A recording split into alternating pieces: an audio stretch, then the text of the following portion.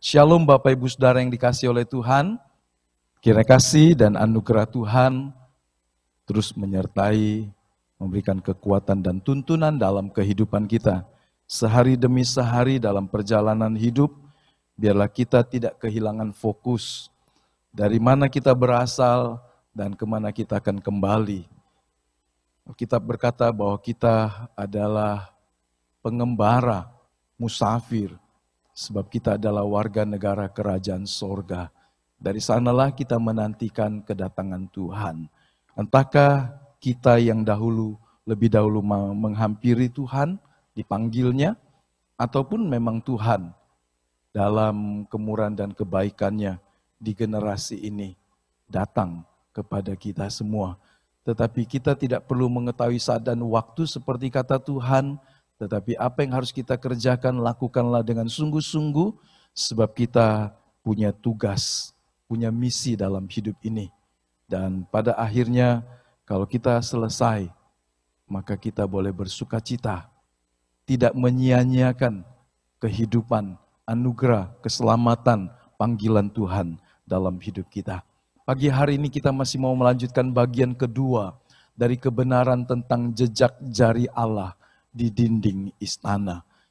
Kebenaran ini juga mendorong untuk saya belajar sangat banyak, sehingga meskipun yang disampaikan tidak sebanyak yang dipelajari, tentu saja kan, tetapi ini sangat memperkaya, memperluas dan memperdalam pengertian-pengertian saya.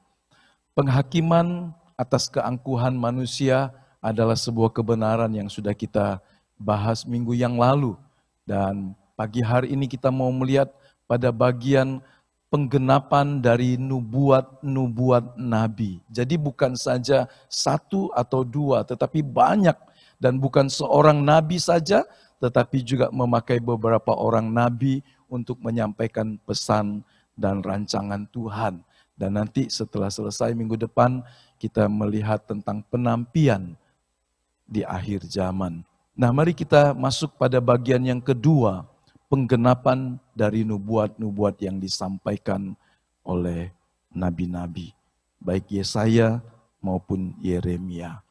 Dan kita lihat tentang penghukuman atas Belsasar dan Babel, ini dipicu, disulut oleh dosa-dosa yang mereka lakukan. Allah punya kairos, Allah punya time schedule, Allah punya waktu dan saat untuk bekerja. Dia tidak pernah menjadi situasional, dia tidak pernah tergopo-gopo, dia juga tidak pernah terlambat, dan Allah bekerja menurut waktunya. Tetapi respon manusia itu menjadikan rencana Allah bisa saja atau rancangan Allah tertunda atau berlaku. Nah, dalam hal ini kita melihat apa yang menyulut murka Allah atas Babilonia, atas Raja Belsyazar. Karena dia adalah raja yang terakhir, sebetulnya dia bukan anak kandung dari Nebukadnezar, tetapi dia adalah keturunan pewaris kerajaan. Ya, agak panjang kalau cerita itu, tetapi kata bar di situ tidak selalu berarti anak langsung, tetapi juga bisa keturunan, bisa cucunya, bisa juga generasi yang berikutnya. Nah, ada 4 hal yang kita lihat. Yang pertama, pencemaran peralatan kudus. Itu adalah suatu penghinaan terhadap Allah. Dan kalau kita membaca 2 Samuel pasal 6 ayat yang ke-6, kita temukan juga dalam peristiwa Nadab Abihu, hukuman itu jatuh seketika. Kemarin dalam bacaan Kisah Rasul pasal yang ke-5, kita jumpai di situ ketika sebuah pelanggaran dicatat, dan satu-satunya dalam perjanjian baru Allah menjatuhi hukuman seketika kepada seseorang, bahkan satu keluarga suami istri. Jadi kita lihat mengapa penghukuman Allah jatuh atas Belsasar. Nebukadnezar, nenek moyangnya melakukan hal-hal yang juga salah. Tetapi bedanya, Nebukadnezar ketika ditegur, dia bertobat dan merendahkan diri. Tidak demikian dengan Belsasar.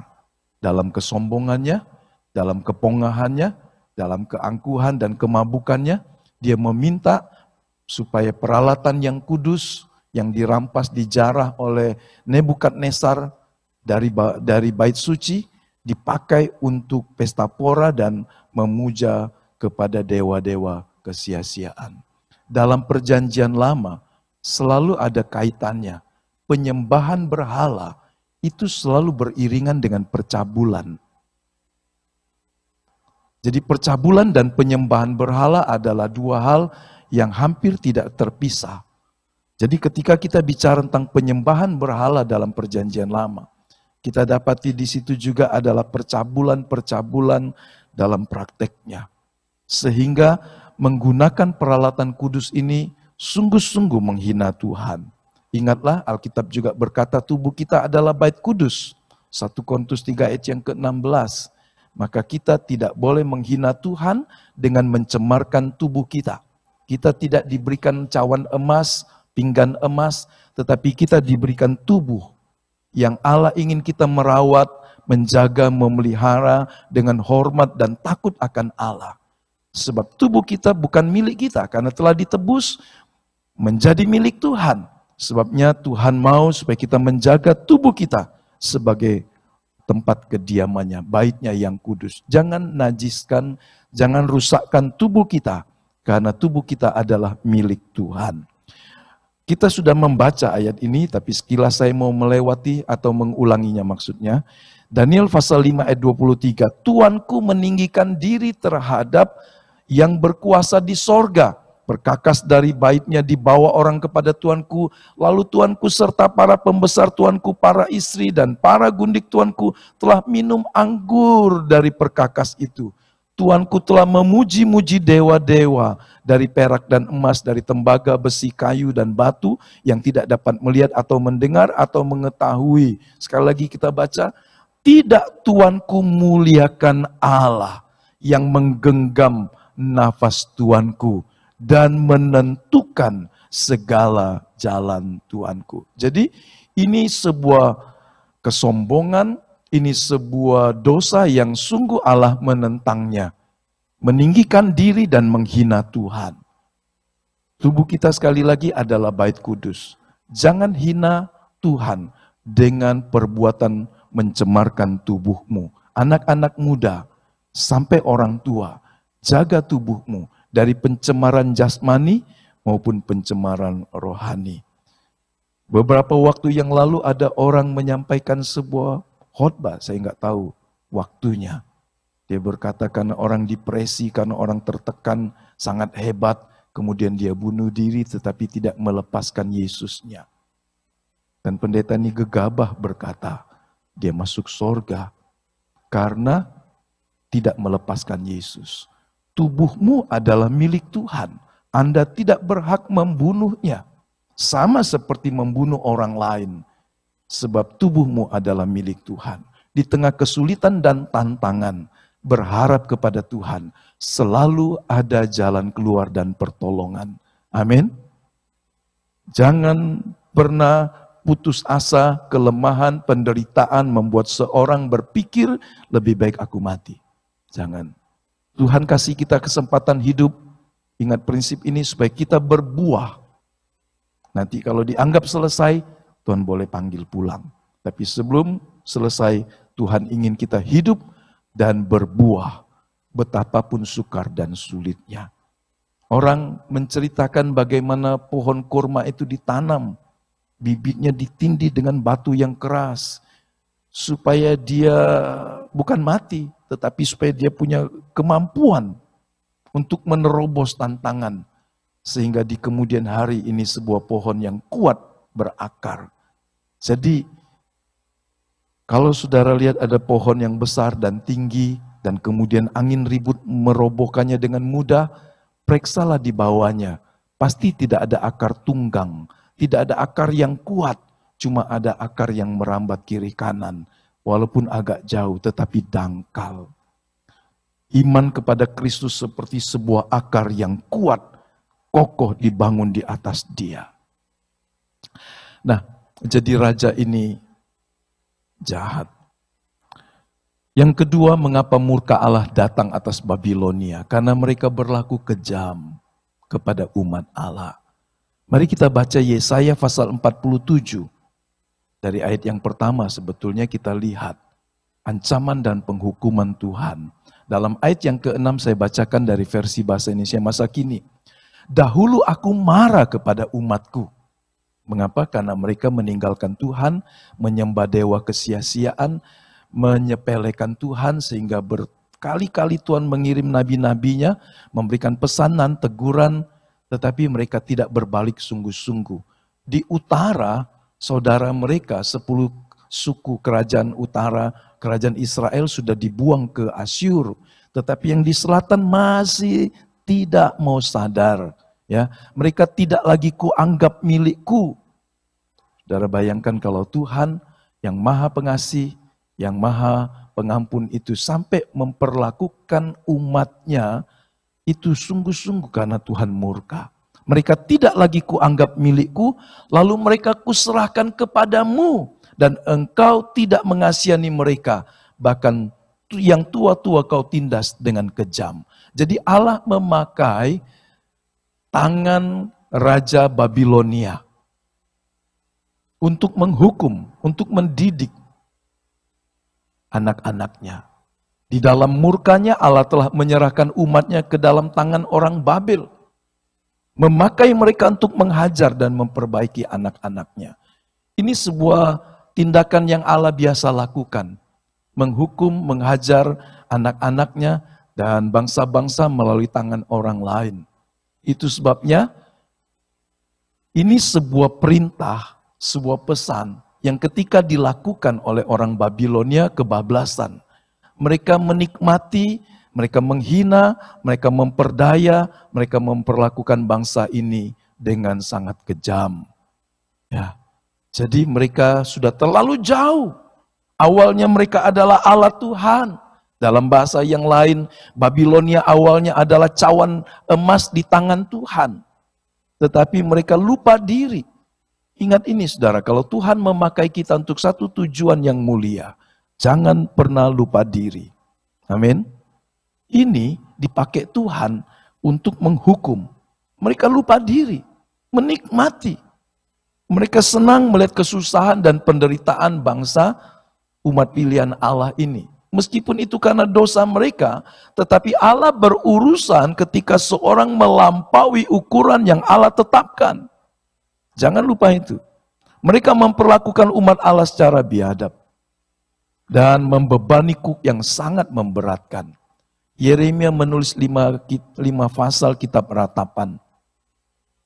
Bagaimana umat pilihan Allah yang tadinya mulia, yang tadinya disayang, dijagai Tuhan, sekarang Tuhan biarkan mereka seperti emas yang dilemparkan ke dalam tempat yang hina, najis dan kotor. 5 pasal ini berisi banyak duka cita, penderitaan, kehinaan yang dialami oleh umat Allah. Itu sebabnya disebut kitab ratapan. Karena ini sebuah puisi penuh dengan kesedihan. Apakah Tuhan tidak menegur mereka? Terus menerus, tetapi mereka mengabaikannya. Sehingga Tuhan memakai tangan bangsa lain untuk menghukum mereka. Tetapi alat yang dipakai Tuhan ini bertindak terlalu jauh dan sangat kejam. Sehingga berurusan dengan Tuhan. Ya. Yang ketiga, mengapa Babilonia dihukum Tuhan? Karena mereka bersandar pada sandaran hidup yang rapuh. Kesombongan dan rasa aman yang semu. Apa yang kita punyai, apa yang kita kumpulkan, bisa membuat kita merasa itulah sandaran hidup kita. Harta benda, reputasi, pengalaman, relasi, kalau kita salah mengelola hati kita, maka kita akan bertumpu pada hal-hal yang semu. Padahal itu sesuatu yang satu waktu berlalu. Kalau Allah menganugerahkan kepada kita banyak hal yang baik, jangan kita bersandar kepada hal itu. Bersandar dan berharaplah kepada Tuhan senantiasa. Katakan amin, saudara. Jangan bersandar kepada sesuatu yang Allah percayakan kepada kita. Bersandar kepada Dia yang memberikan itu. Yesaya pasal 47 ayat yang ke-10, engkau tadinya merasa aman dalam kejahatanmu. Katamu, tiada yang melihat aku. Kebijaksanaanmu dan pengetahuan itulah yang menyesatkan engkau. Sehingga engkau berkata dalam hatimu, tiada yang lain di sampingku. Memang ketika Allah meninggikan Babilonia, mereka kemudian jadi lupa diri. Menganggap dialah jadi Tuhan. Ingat ketika Daniel menegur Belsasar ini, dia bercerita tentang nenek moyangnya Nebukadnezar yang Tuhan percayakan kuasa untuk meruntuhkan bangsa-bangsa dan seterusnya. Jadi ketika Tuhan mengangkat hidup seseorang, maka orang itu tidak boleh lupa. Dia harus bersandar, berpegang kepada Tuhan, bukan kepada apa yang sementara yang Tuhan percayakan kepadanya. Kebijaksanaan, pengetahuan yang hebat, harta benda bisa membuat orang bersandar kepada hal itu. Bukan bersandar kepada Tuhan. Yeremia 17 tidak boleh pernah kita lupakan. Orang yang mengandalkan Tuhan diberkatinya. Tapi orang yang mengandalkan diri dan semua yang ada, Tuhan katakan dia adalah orang yang terkutuk. Jadi jangan bersandar pada sandaran yang semu. Kalau kita bicara tentang Babilonia, kita bisa temukan dari Kejadian pasal 11, proyek ambisius Menara Babel yang kemudian dikacaukan Tuhan. Ini bisa jadi kebanggaan, hikmat yang hebat, kesatuan yang ada waktu itu, sehingga bukan untuk memuliakan Tuhan. Tujuan mereka membangun menara yang tinggi supaya kita mencari nama dan mendapat nama. Hati-hati ya. Dalam hal yang baik yang kita lakukan, jangan sampai motivasi kita salah. Bukan untuk kita seharusnya, untuk Tuhan. Dan Tuhan menggagalkan sehingga disebut Tuhan mengacaukan bahasa mereka. Kita juga tahu tentang kesombongan dari seorang raja muda. Walaupun umurnya waktu diangkat 41 tahun. Tidak muda-muda amat dibandingkan Hizkia. Dibandingkan raja-raja yang lain. 41 tahun sudah umur yang sangat matang. Menggantikan bapaknya raja yang besar Salomo. Tetapi Rehabeam dibawa aura kesombongan, suasana kesombongan, kebanggaan. Ketika rakyatnya meminta keringanan pajak yang mencekik leher, Rehabeam meminta nasihat para tua-tua, tetapi tidak menggubrisnya. Ya, jangan pernah menolak nasihat orang-orang yang bijak. Jangan pernah mengabaikan, karena mungkin Allah memakai mereka untuk menuntun dan mencegah engkau dari kehancuran dan bencana. Jangan abaikan nasihat orang tuamu. Meskipun engkau lebih pandai secara akademis, mungkin engkau lebih hebat dari orang tuamu dalam hal-hal yang lain. Tapi jangan hina dan abaikan nasihat-nasihat orang tuamu. Kecuali nasihat orang tuamu salah, bertentangan dengan firman Tuhan. Ya, beda lagi itu. Tapi nasihat orang tua di dalam Kristus, orang yang bijak, bukan sekedar tua umur, tetapi mengerti firman, maka Anda harus memperhatikannya. Kita juga bisa melihat Herodes, seorang raja yang sesumbar. Dia bicara di dalam Kisah Rasul pasal yang ke-12 ayat 23. Oh, dia berpidato di Kaisarea, di auditorium yang baru dibangun. Dia merasa dia hebat seperti Allah. Tapi kita baca, kemudian malaikat menampar mati dia. Dan kemudian dia mati dimakan cacing. Begitu kata ayat Kisah Rasul 12 ayat 23 dan seterusnya. Jadi saudara lihat, ketika orang bersandar kepada kesombongan dan rasa aman yang semu, yang dibangunnya, itu sandaran yang sangat rapuh. Bersandarlah kepada Tuhan, sumber yang tidak pernah habis-habisnya dan yang tidak pernah goncang. Yang keempat, Tuhan menghukum Babilonia karena okultisme, penyembahan berhala yang merajalela. Dari mana kita tahu? Kita tahu bahwa Daniel termasuk orang yang diserahi kepercayaan menjadi pemimpin dari para ahli nujum, ahli peramal dan sebagainya. Ya. Tetapi Daniel pasti tidak memberikan nasihat yang salah. Beda dengan penasihat-penasihat peramal-peramal paranormal yang ada di sekitar raja-raja. Mereka dengan hikmat dunia yang kosong. Mereka dengan semua yang ada, kecuali bersandar dan berharap pada kebenaran Tuhan, mereka membawa Babilonia menjadi pusat dari okultisme. Mari kita baca Yesaya 47.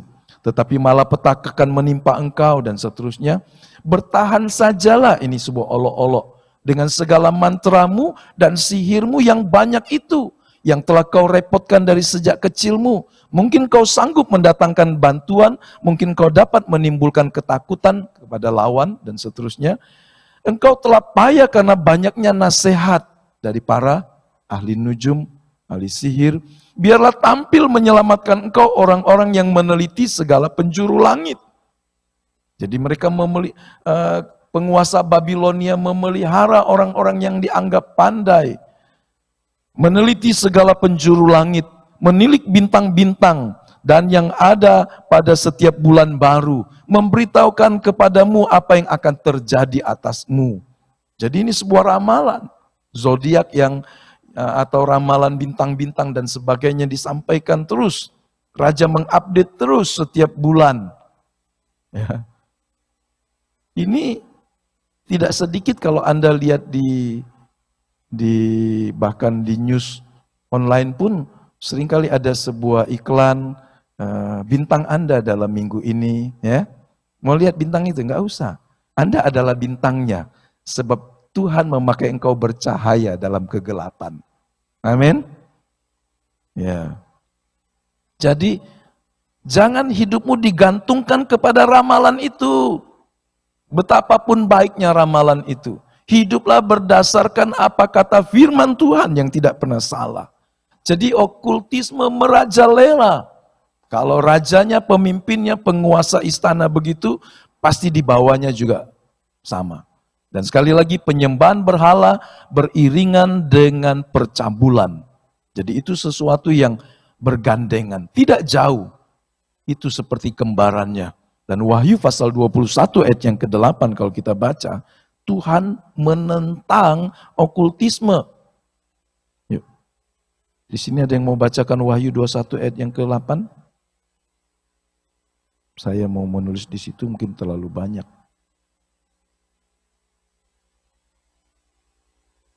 Oh, saya baca ya. Saya baca saja ya. Bapak Ibu juga baca di rumah ya, masing-masing baca.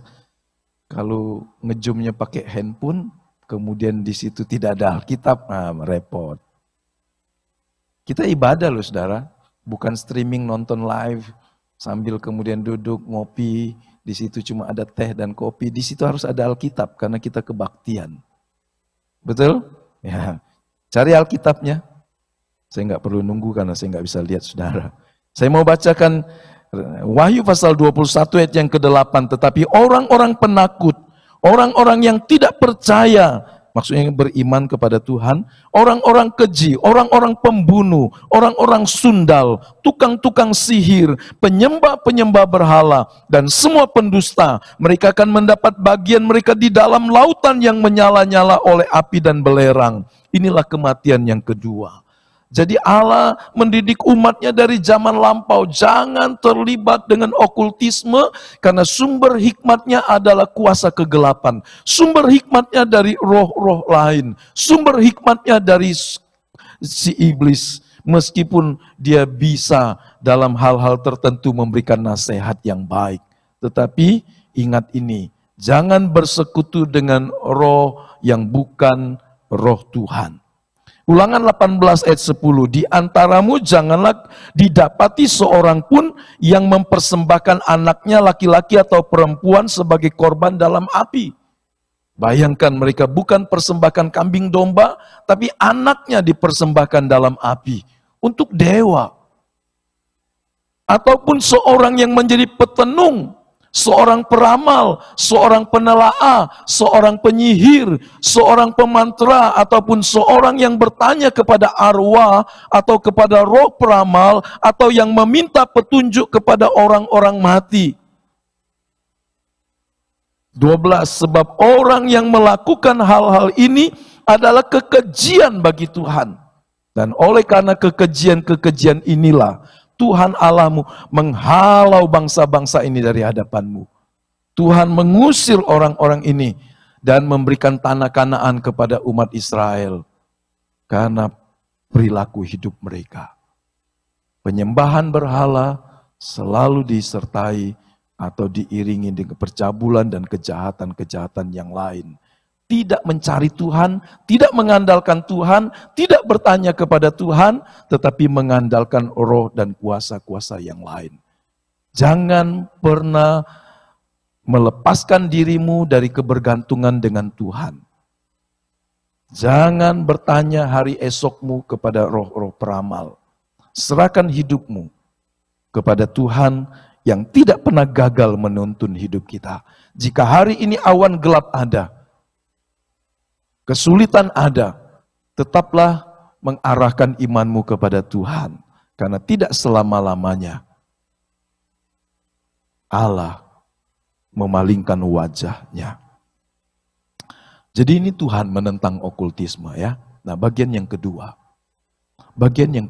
Saya kasih tanda tanya. Tiba-tiba Babel jatuh dan pecah.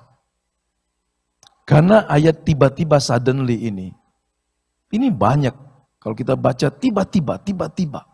Ya, dalam hal ini penghukuman. Daniel pasal 5 ayat 30, pada malam itu juga terbunuhlah Belsasar, raja orang Kasdim itu. Sebetulnya Yeremia 51 menubuatkannya sudah. Kejadiannya di Babilonia, Yeremia di Yudea menubuatkannya. Tapi Yesaya juga sudah menubuatkannya. Jadi tiba-tiba Babel jatuh dan pecah. Ratapilah dia, ambillah balsam untuk lukanya, mungkin ia menjadi sembuh. Itu olok-olok saja. Karena ini penghakiman yang menghancurkan Babilonia dalam satu malam. Yesaya menubuatkannya. Kedua hal itu akan menimpa engkau dalam sekejap mata pada satu hari saja. Wow. Sebuah kekuatan yang dibangun bertahun-tahun oleh nenek moyangnya, oleh generasi sebelumnya, hancur dalam satu malam. Tentu ini akumulasi dari dosa-dosa yang mereka lakukan. 1, 2, 3, 4 tadi. Tetapi kata tiba-tiba ini sebetulnya, apakah kematian Belsasar dan kehancuran Babel datangnya secara sangat tiba-tiba? Tidak. Allah berulang kali menegur dan mengingatkan mereka. Ingat pengalaman Nebukadnezar. Setidaknya 2-3 kali Tuhan menegur dan mengingatkan dia. Nah, dalam saat Babilonia jatuh malam itu, karena Daniel pasal 5 ayat 30, malam itu juga Belsasar dibunuh. Dan kemudian ayat 31 dari versi bahasa Inggris, di situ kemudian Raja Darius menerima kuasa.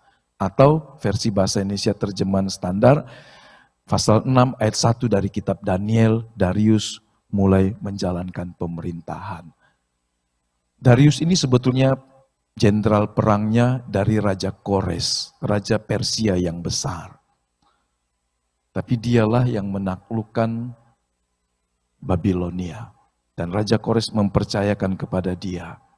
Dia hanya memerintah kira-kira 14 bulan dan kemudian mati. Kemudian Kores, Raja Persia yang besar itu, kemudian memerintah langsung atas Babilonia. Di mana Kores waktu itu, Kores memusatkan perhatiannya untuk mengembangkan kerajaannya ke wilayah-wilayah yang lebih luas. Ekspansi terus. Jadi ini sebuah kekuatan yang sangat besar. Saya tidak menaruh di situ peta pergerakan dari kerajaan Persia yang sangat luas. Jadi jauh lebih luas dari Babilonia, mengalahkan Mesir. Ini situasi geopolitik pada zaman itu. Nah, apakah ini sebuah peristiwa yang tiba-tiba kejatuhan Babilonia? Tidak. Kerajaan Media Persia waktu itu sudah beberapa tahun makin besar dan makin besar ke banyak tempat. Salah satunya ke Babilonia, juga ke Yudea. Dan terus memerangi Babil. Di saat kerajaan makin terjepit dan diambang kehancuran, ini heran. Raja masih melakukan pesta pora yang besar. Saudara bisa bayangkan ini bukan raja yang baik. Bukan raja yang strategis. Di tengah ancaman pengepungan yang makin hebat. Karena Alkitab berkata malam itu juga dia mati. Dalam sebuah catatan, karena dia dibentengi dengan kota tembok dan pagar dan gerbang yang kuat, yang tingginya katanya menurut sebuah sumber 27 meter tingginya. Ada menara, ada penjaga, dia merasa sangat aman. Tebalnya tembok itu berapa meter sehingga sulit dihancurkan. Tetapi malam itu penjaga gerbangnya yang membukakan pintu kepada pasukan asing. Tetapi secara fakta, kerajaan Media Persia sudah terus menggempur. Di tengah suasana seperti ini bisa bayangkan, raja ini pesta pora. Kadang-kadang orang di tengah kesulitannya dan tantangannya, dia tidak bertindak yang seharusnya. Ini kan ironi. Ini sifat manusia yang jelek. Dalam kesulitan, dalam tantangan, orang mengabaikan lingkungannya. Dia justru asik sendiri karena merasa aman yang semu tadi. Karena dia sombong. Dia lupa di luar dia ada kerajaan yang semakin besar yang menguasai dan menghancurkan kerajaan-kerajaan yang lain.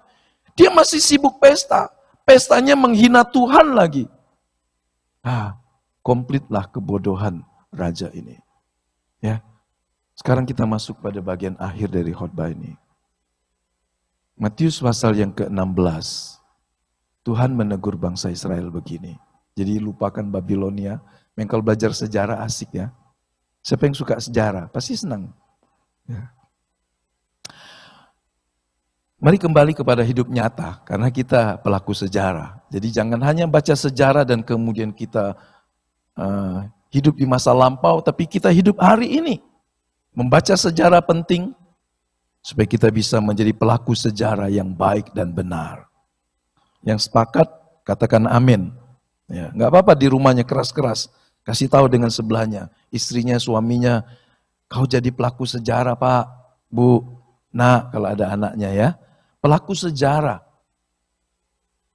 Seorang yang harus melakukan tujuannya dalam hidupnya. Matius pasal 16 ayat yang kedua, tetapi jawab Yesus pada petang hari karena langit merah kamu berkata hari akan cerah. Ayat 3, pada pagi hari karena langit merah dan redup kamu berkata hari ini akan buruk. Nah baca sama-sama dengan keras, rupa langit kamu tahu membedakannya, tetapi tanda-tanda zaman tidak. Jangan sampai kita membahas dan tahu banyak dalam hidup ini, tapi kita sendiri abai membaca, memahami tanda-tanda zaman.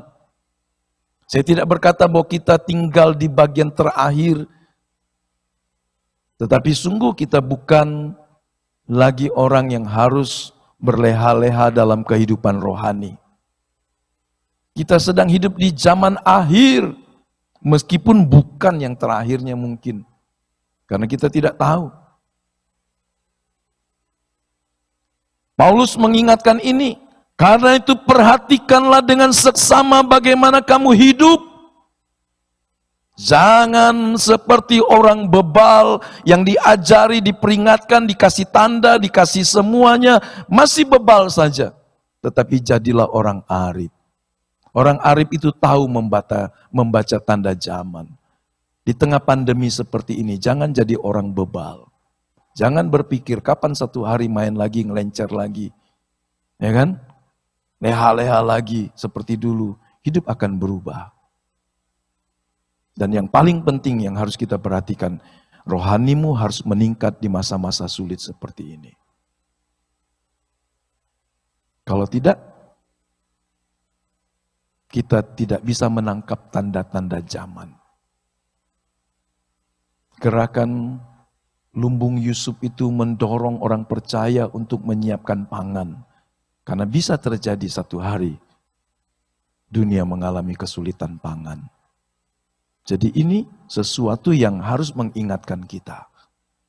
Semua tanda-tanda zaman, hampir semua sudah digenapi. Jadi jangan terlena dengan hidup sekarang. Ingat kita pengembara, satu waktu kita akan pulang. Ya, jangan terlalu berat dengan semua beban dalam hidup ini, sehingga kita lupa tujuan untuk apa Allah menyelamatkan dan menebus kita. Yang paham katakan amin, saudara. Ini peringatan, maksud saya pesan terakhir, kalimat terakhir, Roma pasal 13 ayat 12. Hari sudah jauh malam, telah hampir siang. Sebab itu marilah kita menanggalkan perbuatan-perbuatan kegelapan dan mengenakan perlengkapan senjata terang. Jadi Tuhan ingin kita jadi orang yang bijak dan arif. Jangan lagi hidup kekanak-kanakan rohani. Jangan lagi hidup dalam dosa dan kejahatan. Tanggalkan perbuatan kegelapan. Ayat 3 dari Roma 13, pesta pora, kemabukan, percabulan, hawa nafsu, perselisihan, dan iri hati. Hal-hal seperti ini harusnya sudah bisa kita atasi dalam hidup. Ya. Kalau Anda mau mabuk, cuma boleh satu, mabuk Roh Kudus. Ya kan? Karena Efesus pasal 4 berkata, penuhlah Roh Kudus, jangan mabuk oleh anggur. Sehingga ada yang berkata, wah, jangan mabuk anggur, mabuk roh boleh. Enggak boleh juga sebetulnya. Kalau orang mabuk kan repot, gak bisa ngomong. Tapi kalau kita tergila-gila mencintai Tuhan dan kebenarannya, itu yang harusnya kita kejar. Siapa yang mau? Karena mengasihi Tuhan sampai begitu dalam, merasuk jiwa kita, itu adalah sebuah keputusan. Ini bukan perasaan. Ambil keputusan untuk mencintai Tuhan lebih dari semua. Sebab kita harus belajar dari tanda-tanda zaman. Jangan seperti Belsasar dan Babilonia yang bebal dan tidak tahu tanda-tanda zaman. Yang harus dikenakan, jadi kalau yang ditanggalkan hal-hal yang jelek, yang harus dikenakan adalah perlengkapan senjata terang. Hidup dengan sopan seperti siang hari. Ini istilah yang kita harus pahami, sebuah kiasan. Hidup seperti siang hari. Pakai yang benar. Karena kita harus beraktivitas dengan dilihat orang. Kalau malam hari mungkin orang pakai selimut, pakai sekedarnya tidur mungkin gelap. Tapi siang Anda harus berpakaian yang pantas. Pakaian bicara tentang perbuatan-perbuatan hidup. Kenakanlah Tuhan Yesus jadi jubah. Janganlah merawat tubuhmu untuk memuaskan keinginannya. Diselimuti kepribadian Yesus sama dengan Anda memancarkan belas kasihan, kemurahan, kerendahan hati, kelemah lembutan, dan kesabaran. Kiranya Tuhan menolong kita. Pelajaran sejarah yang panjang yang kita lihat haruslah membawa kita sampai pada hidup hari ini. Dan kemudian menyiapkan hari esok. Karena Allah tidak ingin kita orang menjadi bebal. Tuhan menolong dan memberkati kita. Mari kita berdiri dan kita berdoa. Tuhan, terima kasih pagi hari ini firman-Mu mengingatkan kami, bahkan menegur kami dengan keras, supaya kami menjadi orang yang arif. Kami tahu tanda-tanda zaman. Kami sungguh-sungguh mau melakukan firman dan kehendak-Mu. Biarlah Tuhan mendapati kami mengasihi-Mu lebih dari semua. Bukan mengasihi dan bersandar kepada hal-hal yang rapuh. sebagai kepercayaan, anugerah, dan pemberian yang Tuhan berikan. Tapi kami mau bersandar kepada Tuhan, pemberi yang kokoh, tempat perlindungan yang teguh. Satu waktu semua akan berlalu, tetapi kami mau tetap tinggal di hadapan Tuhan oleh kasih dan anugerah-Mu, berdiri di atas firman yang tidak pernah berubah ya Tuhan. Tolong kami Bapa, tolong kami dimanapun kami. Situasi yang kami hadapi tidak membuat kami kehilangan pegangan yang kokoh akan firman-Mu. Biarlah hidup kami bukan fokus kepada hal-hal yang sementara. Kami bertanggung jawab untuk bekerja mencari nafkah bagi keluarga. Kami harus melakukan kewajiban sehari-hari kami untuk menerangi lingkungan kami. Tapi hati dan hidup kami ingin letakkan dalam tangan Tuhan senantiasa. Sebab Engkaulah yang menggenggam nafas hidup kami. Dalam tangan-Mu lah kehidupan kami. Terima kasih banyak Bapa. Terima kasih. Kuatkan dan teguhkan setiap kami. Pengharapan dan iman kepada Kristus turun berlimpah-limpah atas setiap kami. Yang lemah tubuhnya, yang sakit, Tuhan jamah dan kuatkan. Yang lemah rohaninya, Tuhan bangkitkan. Supaya Kristus memancar dari dalam hidup kami. Tolong kami Bapa untuk menyelesaikan perjalanan iman kami, pengembaraan kami di bumi yang singkat ini. Supaya pada akhirnya kami boleh bersama dengan Tuhan. Terima kasih banyak Bapa. Terima kasih. Ini doa hamba-Mu bagi setiap jemaat-Mu dimanapun mereka. Jaga Tuhan. Terima kasih banyak Bapa. Terima kasih. Terima kasih. Kekasih-kekasih Tuhan, terimalah berkat yang sempurna dari Allah Bapa, kasih dan anugerah dari Tuhan Yesus Kristus, persekutuan penyertaan pengurapan Roh Kudus, menyertai kita, memampukan kita untuk hidup seturut dengan kehendak-Nya, sampai nafas yang terakhir. Dan Tuhan membawa kita masuk dalam rumah-Nya yang kekal, di sorga yang mulia. Selamanya kita bersama dengan Tuhan. Haleluya, haleluya, amin. Sebab Kau besar, perbuatan-Mu ajaib, tiada seperti Engkau. Tiada seperti Engkau, sebab Kau besar, perbuatan-Mu ajaib, tiada seperti Engkau. Tiada seperti Engkau, Kau besar, perbuatan-Mu ajaib, tiada seperti Engkau. Tiada seperti Engkau, sebab Kau besar, perbuatan-Mu ajaib, tiada seperti Engkau. Tiada seperti Engkau. Tiada seperti Engkau.